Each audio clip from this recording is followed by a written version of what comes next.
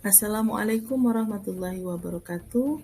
Bertemu kembali dengan Bu Arnis pada pelajaran Matematika kelas 9 semester 2. Pada pertemuan kali ini kita akan mempelajari tentang kekongruenan bangun datar.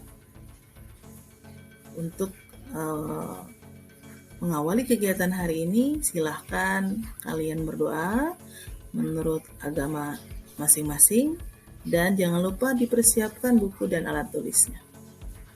Baik, kita lihat penjelasan tentang kekongruenan bangun datar. Ya, untuk kompetensi dasarnya yaitu adalah menjelaskan dan menentukan kesebangunan dan kekongruenan antar bangun datar. Tujuan pembelajarannya: 1. Peserta didik dapat mengidentifikasi dua benda atau bangun kongruen atau tidak kongruen dengan tepat. Dan yang kedua, peserta didik dapat menjelaskan kekongruenan antar bangun datar dengan benar. Dan yang ketiga, menentukan kekongruenan antar bangun datar dengan tepat. Ya, untuk lebih memahami apa itu kekongruenan, kalian bisa lihat contoh-contohnya dalam kehidupan sehari-hari, ya, yaitu pemasangan ubin, lantai ya, pada lantai yang disusun sama ya, bentuknya sama. Kemudian ukuran dari tusuk gigi kalau kita lihat di sebuah kotak tusuk gigi. Kemudian juga bisa kita lihat ukuran kacamata ya, sebuah kacamata ya. Kiri kanannya ini ukurannya sama ya, dan hal itu merupakan penerapan dari kekongruenan. Nah, untuk mengidentifikasi dua benda atau bangun kongruen atau tidak kongruen dengan tepat, kalian bisa melihat contoh-contoh berikut ini ya. Kita lihat contoh yang pertama, ada dua buah gambar mobil ya. Di sini ada bentuknya sama, ukurannya sama ya, kemudian warnanya sama. Dua gambar mobil ini disebut dengan kongruen. Kemudian yang kedua, di sini ada dua buah mobil juga, tapi yang satu bentuknya pick up ya, yang satunya minibus. Nah, di sini ada keterangannya dua mobil tidak kongruen. Ya, kalian bisa lihat bentuk dan ukurannya ya. Yang satu bentuknya berbeda, ukurannya juga berbeda juga. Nah, kemudian yang berikutnya ada lagi contoh gambar tentang kursi ya. Nah, dua gambar kursi ini kongruen ini. Ya, kalian bisa lihat bentuknya ya, bentuknya sama, ukurannya bagaimana, sama juga. Lalu di sini warnanya ada yang satunya polos, yang satu ada bercorak, tetap disebut dengan kongruen ya. Lalu kursi yang ada di sebelah kanannya, di sini ada dua buah kursi yang tidak kongruen ya. Tidak kongruennya bagaimana? Coba lihat ukurannya. Ukurannya berbeda ya. Ini bentuknya gimana? Bentuknya tetap sama ya. Ya, warnanya sama ya. Coba nanti kita lihat warna itu menentukan nggak? Kalau tadi yang kita lihat di gambar kursi yang kuning ini tidak menentukan ya. Oke. Kemudian untuk lebih jelas lagi kita lihat gambar pensil ya. Di sini ada 5 gambar pensil. Nah, 5 gambar pensil ini kongruen. Nah, coba kalian lihat bentuk dan ukurannya ya. Nah, kemudian dibandingkan dengan bentuk dan ukurannya di pensil di sebelah kanan ya. Nah, kedua pensil yang di sebelah kanannya ini, dua gambar pensil tidak kongruen. Ya, bentuknya tidak sama, apalagi ukurannya tidak sama. Ya. Oke, kemudian ada dua lagi gambar lukisan, ini yang di atas dulu kita lihat. Ada lukisan 40 x 60 dengan 40 x 60. Kemudian bentuknya sama ya, kita lihat bentuknya. Kalau 40 x 60 berarti bentuknya apa? Berarti persegi panjang.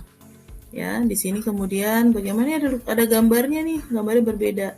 Nah, tapi disimpulkannya pada dua gambar ini yaitu gambarnya kongruen. Ya, ukurannya sama, bentuknya juga tadi sama, meskipun tadi gambarnya berbeda. Nah, coba kita lihat contoh terakhir nih. Mudah-mudahan sudah bisa mengidentifikasi ya mana yang kongruen, mana yang tidak. Ya, di sini ada dua buah lukisan juga, yang satu 30 kali 40, yang satu 40 kali 80. Lihat bentuknya ya, bentuknya sama atau tidak ya. Ukurannya bagaimana? Oh, ukurannya berbeda ya. Di sini disimpulkannya adalah tidak kongruen. Nah, dari penjelasan contoh-contoh tadi, maka kita bisa selain mengidentifikasi, kita bisa menyimpulkan apa itu bangun yang kongruen. Ya. Dua benda dikatakan kongruen jika keduanya memiliki bentuk dan ukuran yang sama. Ya. Bentuk ukuran yang sama itu kongruen. Kalau ya salah satunya bentuknya tidak sama, apalagi ya, atau ukurannya tidak sama, maka itu tidak kongruen. Nah, kita perlu juga selain tahu pengertian, kita juga tahu syarat kekongruenan. Ya, dua benda dikatakan kongruen jika memenuhi dua syarat. Ya, sisi bersesuaian sama panjang dan sudut-sudut bersesuaian sama besar. Nah, untuk lebih jelasnya kita lihat contoh berikut. Nah, di sini Bu Anis berikan dua buah gambar trapesium. Ya, ada A, B, C, D, dan J, K, L, M. Ya, kita jelaskan ini memenuhi syarat kekongruenan tidak. Kalau dia memenuhi, berarti nanti bangun ini pasti kongruen. Ya, kita lihat yang pertama, yaitu adalah sisi bersesuaian. Ya, mana sisi yang bersesuaian? Nah, di sini bisa kita lihat AB itu bersesuaian dengan JK. BC bersesuaian dengan KL, LM bersesuaian dengan CD, ya. Dan terakhir adalah DA bersesuaian dengan MJ. Ya. Nah, di sini sisi-sisi bersesuaian sudah sama panjang. Nah, sekarang mana lagi sudut bersesuaian? Yang mana sudut bersesuaian? Nah, di sini boleh disebutkan sudut A dengan sudut J, ya. Di sini sudah ditulis sudut B dengan sudut K, sudut C dengan sudut L, dan sudut M, nah sudut D dengan sudut M, ya. Nah, apabila ini terpenuhi dua syarat tersebut, maka bangun tersebut ABCD kongruen. Nah, notasinya seperti ini nih. Ada garis melengkung, sebawahnya ada dua garis yang sama sejajar. Ya. Jadi gambar tersebut trapesium ABCD kongruen dengan JKLM. Kalau misalnya ada soal lain tidak kongruen, maka lambangnya seperti tadi sama tapi dicoret ya. Oke. Baik. Selanjutnya kalian bisa menentukan kekongruenan. Nah, biasanya di sini udah dalam bentuk soal ya. Nah, Bu Anis berikan sebuah contoh soal. Ya, coba kita perhatikan. Perhatikan gambar trapesium ABCD dan PQRS yang kongruen di bawah ini. Jika panjang AB, berarti ini sudah ada yang diketahui ya, AB 40 cm, BC-nya adalah 21 cm, RS-nya 16 cm, dan PS 15 cm, maka tentukan panjang sisi AD, BDC, PQ, dan QR. Jadi yang ditanyakan sisi-sisi yang belum tahu ukurannya. Itu yang pertama. Dan yang kedua, kita lihat lagi, ada yang diketahui sudut A sama dengan 60 derajat ya di sini. Kemudian sudut B 40 derajat di sini ya. Nah, berapakah besar sudut R dan S? Nah, di sini yang trapesium berikutnya ya. Oke. Nah, Bu Anis akan jelaskan satu persatu ya di slide berikutnya. Iya. Ini untuk pertama tadi ya, yang ditanyakan adalah panjang sisi yang belum diketahui, yaitu AD, DC, PQ, dan QR. Nah, terlebih dahulu nih kita harus tahu yang tadi ya, sisi bersesuaian. Yang mana sisi bersesuaian? Nah, kita bisa tentukan ya, AB itu bersesuaian dengan PQ ya. Lalu kemudian BC bersesuaian dengan QR ya. Kemudian DC bersesuaian dengan SR, maka dia sama panjang ya. Kalau bersesuaian sisinya berarti dia sama panjang ya. AD dengan PS, AD dengan PS ya, sama-sama 15 cm. Nah, sudah tahu seperti itu, maka kita bisa tahu tadi pertanyaannya. berapakah sisi AD? Nah, kalau AD pastinya adalah karena dia bersesuaian dengan PS, maka dia sama-sama 15 cm. DC, nah, karena DC bersesuaian dengan RS, maka dia sama dengan 16 cm. QR itu bersesuaian dengan BC ya. Nah, BC tadi adalah 20 cm, 21 cm, maka QR juga 21 cm. Nah, PQ, berarti berapa PQ? Karena dia bersesuaian dengan AB, maka dia adalah panjangnya 40 cm. Gitu ya. Jadi, kamu harus tahu sisi yang bersesuaian. Nah, sudah diketahui yang pertama untuk sisi yang belum diketahui. Nah, yang kedua, kita lihat sudut yang belum diketahui. Yang ditanyakan tadi, sudut R dan S saja yang ditanyakan.